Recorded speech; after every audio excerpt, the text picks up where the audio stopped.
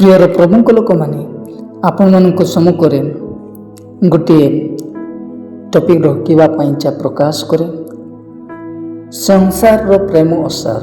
ପ୍ରଥମ ଜହନ 2:15 ଏବଂ 16 ପଦରେ ଏପରି ଲେଖାଯାଏ, ସଂସାର କିଏ ବା ସେଥିରେ ଥିବା ବିଷୟ ସବୁ ପ୍ରେମ ନ କର।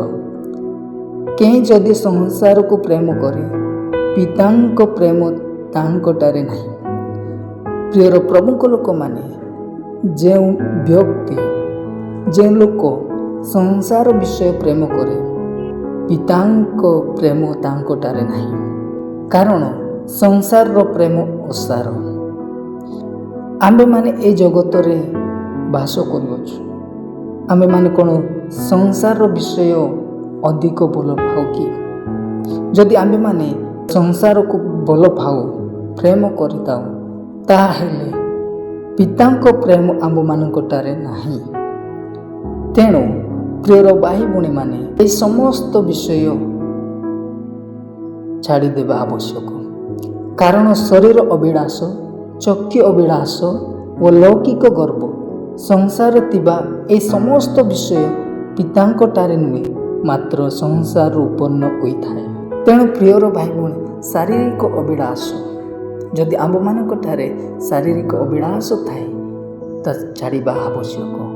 ଚକ୍ଷୁ ଅଭିଳାଷ ଯଦି ଥାଏ, ଆମ୍ଭେମାନେ ଛାଡ଼ିବା ଆବଶ୍ୟକ। ଲୌକିକ ଗର୍ବ ଥିଲେ ଆମ୍ଭେମାନେ ଛାଡ଼ିବା ଆବଶ୍ୟକ। ସଂସାରରେ ଥିବା ଏ ସମସ୍ତ ବିଷୟ ପିତାଙ୍କଠାରେ ନୁହେଁ, ମାତ୍ର ସଂସାରରୁ ଉତ୍ପନ୍ନ ହୋଇଥାଏ। ଏ ସମସ୍ତ ବିଷୟ ଅସାର। ସଂସାର ପ୍ରେମ ଅସାର ଅଟେ। ତେଣୁ ଯଦି ଆମ୍ଭମାନଙ୍କ ଜୀବନରେ ଶାରୀରିକ ଅଭିଳାଷ ଥାଏ, ଚକ୍ଷୁ ଅଭିଳାଷ ଥାଏ, ଲୌକିକ ଗର୍ବ ଥାଏ, ସଂସାରର ପ୍ରେମ ଥାଏ, ଶାରୀରିକ ଅଭିଳାଷ ଥିଲେ ଛାଡ଼ନ୍ତୁ। ଚକ୍ଷୁ ଅଭିଳାଷ ଥିଲେ ପରିତ୍ୟାଗ କରନ୍ତୁ। ଲୌକିକ ଗର୍ବ ଥିଲେ ତାକୁ ଛାଡ଼ି ଦିଅନ୍ତୁ। ନିଶ୍ଚୟ ପ୍ରଭୁ ଆମ୍ଭମାନଙ୍କ ସହିତ ରହିବେ। ପ୍ରିୟର ପ୍ରଭୁଙ୍କ ଲୋକମାନେ, ଯେଉଁ ସଂସାର ବିଷୟ ଅସାର ଅଟେ, ଏ ସଂସାର ବିଷୟ ଯଦି ଆମ୍ଭେମାନେ ଛାଡ଼ିଦେବା, ପରିତ୍ୟାଗ କରିବା, ନିଶ୍ଚୟ ସଦାପ୍ରଭୁ ଯୀଶୁଖ୍ରୀଷ୍ଟ ଆମ୍ଭମାନଙ୍କ ହୃଦୟରେ ବାସ କରିବେ। ଏ ବାକ୍ୟ ଦ୍ୱାରା ସମସ୍ତଙ୍କୁ ଆଶୀର୍ବାଦ କରନ୍ତୁ। ପ୍ରେଜ୍ ଦ ଲର୍ଡ।